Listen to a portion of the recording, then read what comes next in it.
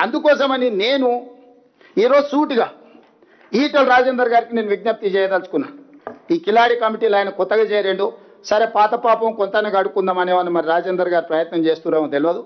ఎందుకంటే ఆనాడు వారి భాగస్వామ్యం ఉందని ఘోష్ కమిషనే వారిని పిలిచింది, విచారించింది, ఇవన్నీ చేసి దాని కింద నేను 2 అంశాలను నేను ఈరోజు ప్రస్తావించదలుచుకున్నా.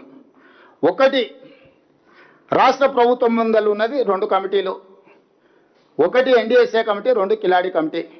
ఈ రాష్ట్ర ప్రభుత్వం ఎన్డీఎస్ఏ కమిటీ సూచనల్ని తూచా తప్పకుండా పాటించాలని నిర్ణయం తీసుకున్నది. దీంట్లో రెండో వాదనకి తావు లేదు.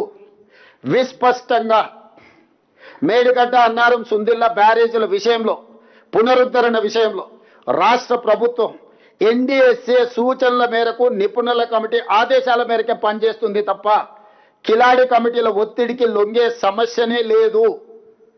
ప్రొవైడెడ్ ఈటల రాజేందర్ గారి నేతృత్వం వహించి ఈ కిలాడీల కమిటీని తీసుకెళ్లి ఎన్డీఎస్ఏ చైర్మన్ని జలశక్తి మినిస్టర్తో కలిసి ఈ అర్ధాంతరంగా అత్యవసరంగా నీళ్లు ఎత్తిపోయడానికి ఎన్డీఎస్ఏ కమిటీ నుంచి నిపుణులను తీసుకొచ్చి వాళ్ళ పర్యవేక్షణలో ఎత్తండి.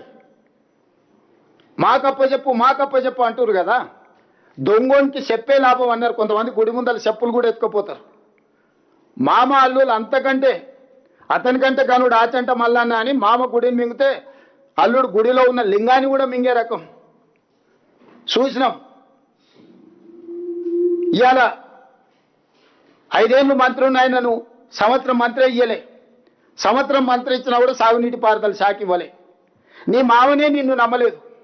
నువ్వు ఎంత కేటుగానువో, కమిషన్లో ఎంత అదనంగా వసూలు చేసినావో తెలిసి ఆయన లక్కీ నెంబర్ 6% ఆయనదైతే నా లక్కీ నెంబర్ 3% అని ఈయన వసూలు చేసాను. బావకు 3 ఇస్తే మరి నాకు 1 అని ఉండాలి కానీ కొడుకు 1 వసూలు చేసాను. మొత్తం కలిసి 10% ముక్కి బెక్కి బొక్కిన సంగతి నీ మామకి తెలిసే కదా నిన్ను దూరంగా పెట్టింది. సంవత్సరం నీకు మంత్రి ఇయ్యలేదు, ఆ తర్వాత ఇంకేదో ఇచ్చిండు. ఇప్పుడు వచ్చేసి మమ్మల్ని అడుగుతుండు నాకు ఇచ్చేసే శాఖ అని.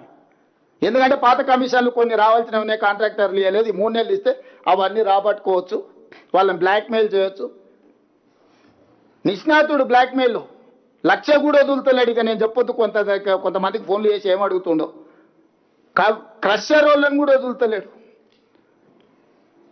లాస్ట్కి అరటి పండ్ల వాళ్ళని కూడా వసూలు చేసినట్టు అసోసియేషన్ పెట్టుకొని నాకేమైనా తెచ్చి తెలంగాణ అరటి పండ్లు కూడా అమ్ముకుంటారని. ఆంధ్ర విద్యా సంస్థల్ని బ్లాక్మెయిల్ చేసి పాలు కొనిపిస్తున్నాడు. నేను ఆంధ్ర వాళ్ళకి నీళ్ళు వదులుతున్నాను, సిగ్గు లేదు. ఆంధ్ర వాళ్ళ కాళ్ళ దగ్గర పాలు మోసి బతుకుతున్నావు. ఇంతకంటే నీచమైన జీవితం ఏమన్నా ఉంటుందా హరీష్ రావు?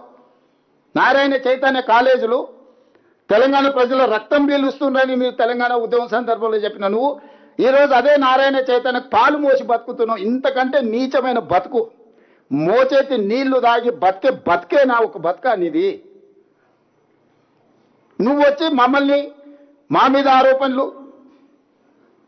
అందుకే ఈటల రాజేందర్ గారు చెప్తాను, ఇష్టం నువ్వు ఎవరితోనూ పెద్దలు వెనకటి చెప్పారు, మంచోని 10 ఇచ్చి తెచ్చుకోవాలి, దుర్మార్గులను 10 ఇచ్చి వదిలించుకోవాలని. కానీ రాజేందర్ ఏందో మరి పాత సోపతికే పోతున్నాడు మళ్ళా. అందుకే రాజేందర్కి చెప్తున్నా, మీ కిలాడి కమిటీని తీసుకొని వెళ్ళు, జలశక్తి మినిస్టర్ దగ్గరికి ఎన్డీఎస్ఏ కమిటీ చైర్మన్ బిలు. ఎన్డీఎస్ఏకు మేము ప్రాజెక్టు, నేను ఉత్తమ్ కుమార్ రెడ్డి గారిని, బట్టి విక్రమార్క గారిని పంపిస్తా. ఎన్డీఎస్ఏకి మేడిగడ్డ, అన్నారం, సుందిల్ల ప్రాజెక్టులను మేము అప్పచెప్తాం. ఎందుకంటే అది ఒక ప్రభుత్వ సంస్థ, దానికి నైపుణ్యం ఉన్నది, సాంకేతికపరమైన సిబ్బంది ఉన్నారు. వాళ్ళకి అప్పచెప్పడానికి మాకు ఎలాంటి అభ్యంతరం లేదు. ఎందుకంటే వాళ్ళ పర్యవేక్షణలో ఈ ప్రాజెక్టు కడుతున్నాం. మేము ఈ ప్రాజెక్టును పునరుద్ధరిస్తున్నాం. State government doesn't have any objection to hand over to NDSA. We are there to hand over this project Medigadda, Annaram, Sundilla to NDSA authority, not this కిలాడి కమిటీ. అందుకే రాజేందర్ ఇమ్మీడియట్గా కేంద్ర ప్రభుత్వం దగ్గరికి వెళ్ళి తక్షణమే ఎన్డీఎస్ఏ కమిటీ చైర్మన్ను ఈ ప్రాజెక్టులను తాత్కాలికంగా వాళ్ళ ఆధీనంలోకి తీసుకొని ఇప్పుడున్న నీళ్లను ఎత్తిపోసి రైతులను ఆదుకోండి, ప్రజల పట్ల నీకున్న చిత్తశుద్ధిని మీరు నిరూపించుకోండి. మాకు ఎలాంటి అభ్యంతరం లేదు. మేంగా గేట్లు మూసి నీళ్ళు ఎత్తిపోసే పరిస్థితి లేదు. గేట్లు మూయకుండా నీళ్ళు ఎత్తడానికి కుదరదు. మేము గేట్లు మూసి నీళ్ళు ఎత్తితే ఈ గేట్లు కొట్టుకపోతే ఈ ప్రాజెక్టు కొట్టుకపోతే కింద భద్రాచలం నుంచి ఊర్లే కొట్టుకపోతే ఎన్డీఎస్ఏ నివేదిక ఇచ్చింది.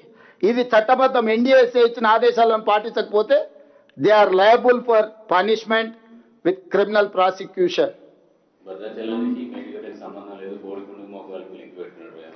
నేను అదే చెప్తున్నా. ఆయన తెలివితేటలు ఆయన అట్లా చదివి 80,000 పుస్తకాలు చదివి సాగు తెలివితేటలు ప్రదర్శించడానికే అవి కూలిపోయినాయి. ఈరోజు కాళేశ్వరం కూలేశ్వరం ఎందుకైంది? 1,00,000 కోట్లు ఎందుకు గోదావరిలో కొట్టుకపోయినాయి? ఇవాళ మేడిగడ్డ మొత్తం కొట్టుకపోయింది అనుకో. ఎన్డీఎస్ఏ స్పష్టంగా ఈయన మ్యానిపులేటెడ్ మీద ఉండొచ్చు, పొలిటికల్ మ్యానిపులేటెడ్.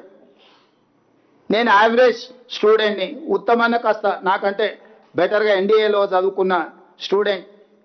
ఈరోజు ఆర్మీ నుంచి ఇతర ఎక్స్పర్ట్స్ని ఈరోజు ఎంగేజ్ చేసినాం మేము.